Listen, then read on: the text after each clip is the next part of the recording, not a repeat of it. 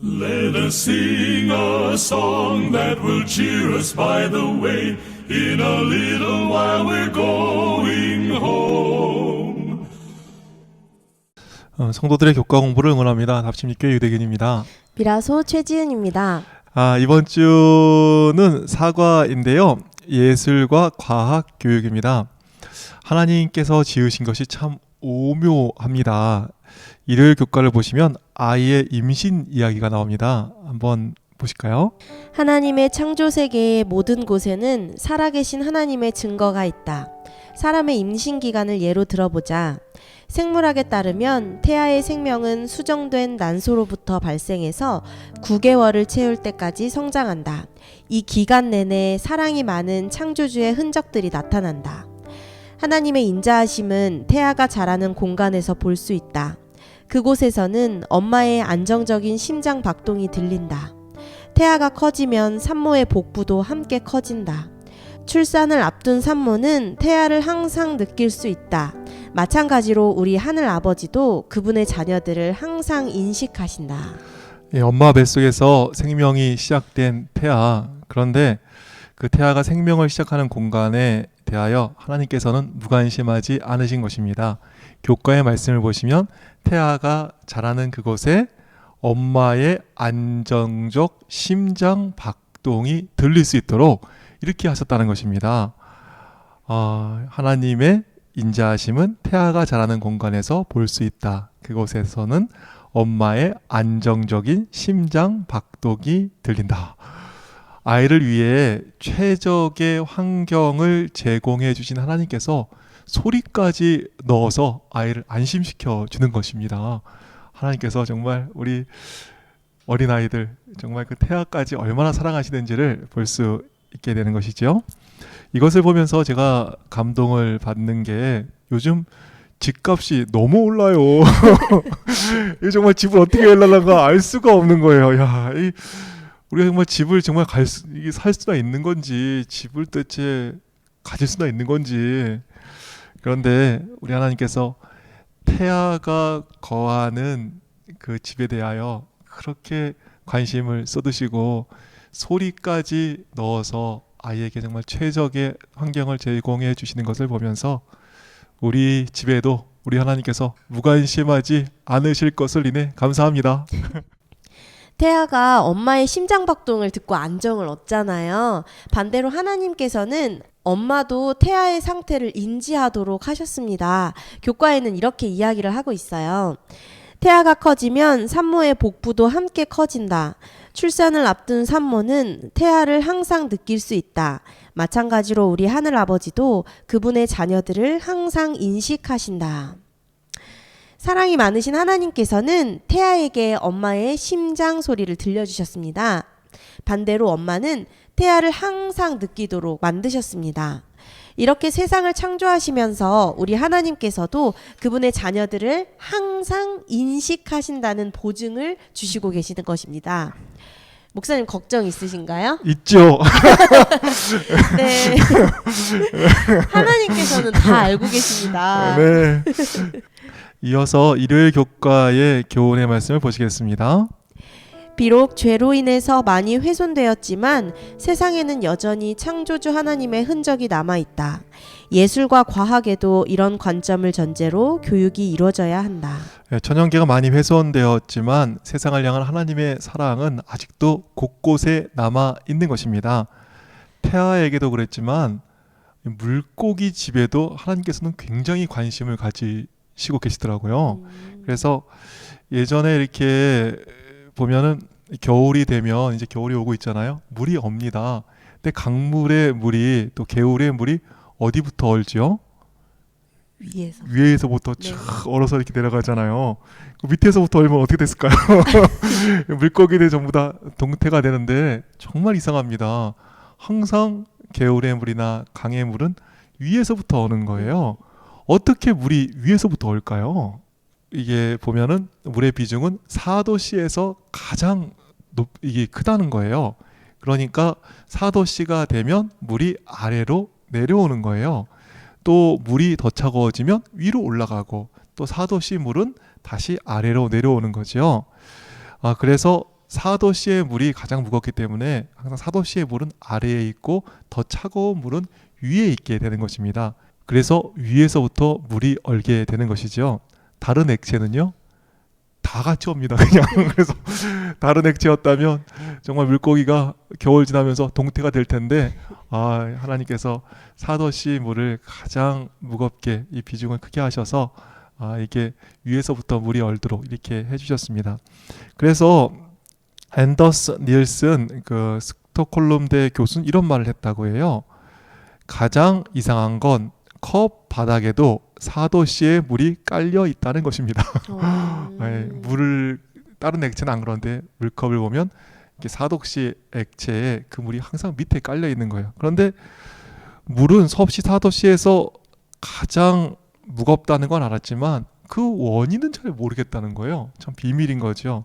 정말 신비로운 일입니다. 그 신비를 2017년 포항 가속기에서 시험을 해서 좋은 결과를 얻었습니다. 그리고 그것을 사이언스지에 실렸다, 이렇게 한 소식을 들은 적이 있습니다.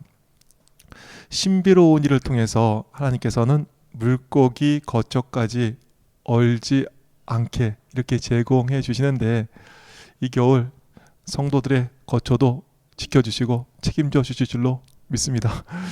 물고기도 살게 하시는데 너희일까 보냐? 네, 이 말씀을 기억하게 되네요.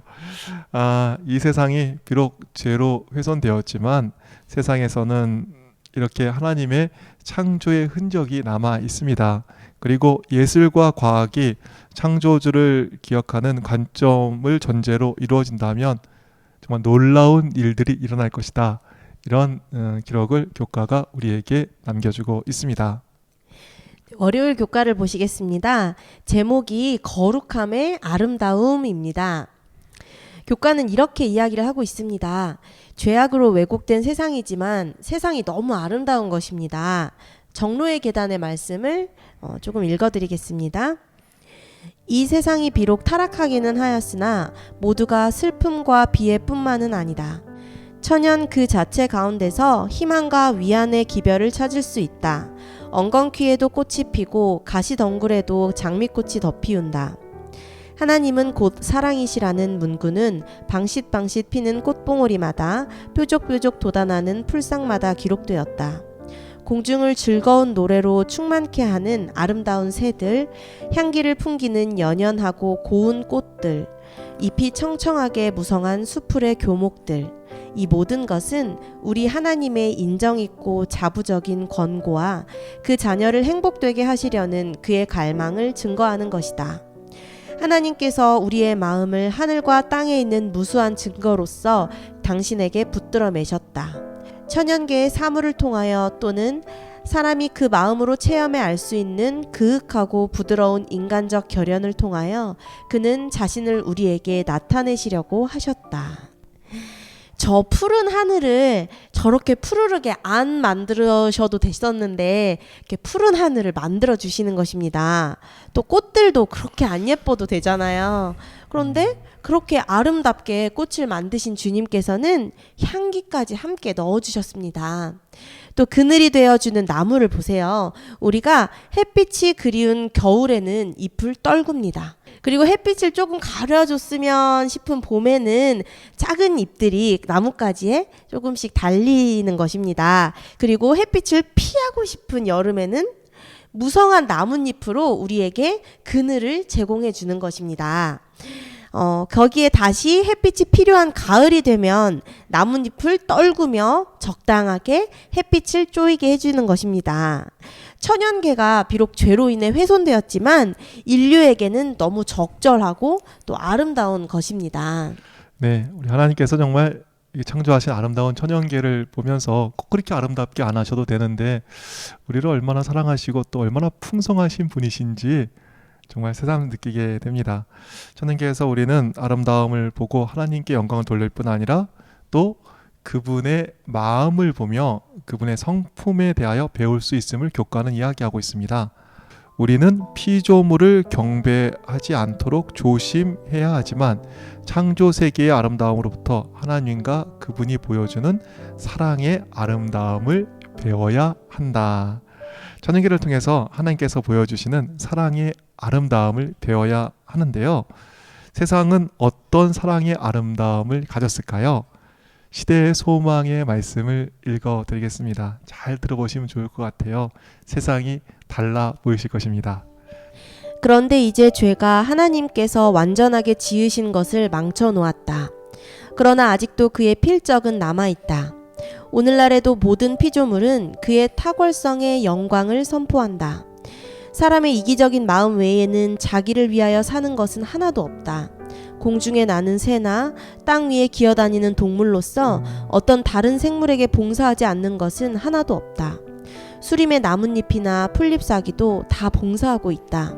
온갖 수목과 관목과 풀잎사기들은 사람이나 동물들에게 없어서는 안 될 생명의 요소를 발산하며 사람과 동물들은 그 대신에 수목과 관목과 풀잎사기의 생명에 도움을 준다. 꽃들은 향기를 발산하고 그 아름다움을 펴서 세상에 복을 끼친다. 태양은 무수한 세계를 기쁘게 하기 위하여 그 빛을 보낸다. 모든 샘물의 근원이 되는 바다는 각처에서 흘러오는 물을 받고 있지만 그것은 다시 주기 위하여 받는 것이다. 바다의 표면에서 증발되어 올라가는 수증기가 다시 비가 되어 땅에 떨어지는 것도 땅을 적시어 곡식을 싹트게 하기 위해서이다. 영광의 천사들은 주는 일, 즉 타락하고 불경한 사람들에게 사랑과 끊임없는 보호를 주는 일에서 그들의 기쁨을 찾는다. 사람만 이기적이지 세상의 모든 생물들은 다른 사람을 위해 봉사하기 위해 사는 것입니다. 수풀과 풀잎사기는 동물과 사람들에게 필요한 생명의 요소를 발산합니다. 꽃들은 향기를 발산하고 아름다움을 펴서 세상을 복되게 하는 것입니다.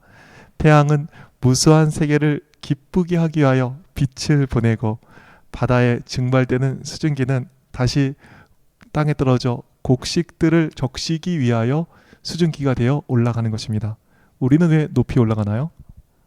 뻐기려고? 자랑하려고? 네. 바다는 땅의 곡식들을 적시기 위하여 수증기가 되어 하늘로 올라가는 것입니다. 천연계뿐 아니라 말씀해 보니까 천사들도 우리를 보호해 주는 일에서 기쁨을 찾는다, 이렇게 이야기하고 있습니다. 우리만 이기적으로 살고 있는 것이지요. 우리의 과학과 예술 교육이 하나님의 성품에 더 가까이 갈 수 있도록 그렇게 가르쳐야 되는데 현실은 그렇게 못한 것입니다. 그래서 교과는 이렇게 이야기하고 있습니다. 따라서 예술과 과학은 우리를 하나님의 성품과 마음에 더 가깝게 이끌 수 있고 또 그래야 한다. 우리 교육이 하나님의 사랑의 아름다움을 보여주고 또 하나님의 성품에 더 가깝게 이렇게 사람들을 이끌어준다면 정말 얼마나 가치 있고 또 좋은 일이 될 것인가 오늘 생각해 보게 됩니다. 네. 그런데 화요일 교과에서부터는 그렇지 못한 현실을 보여주고 있습니다.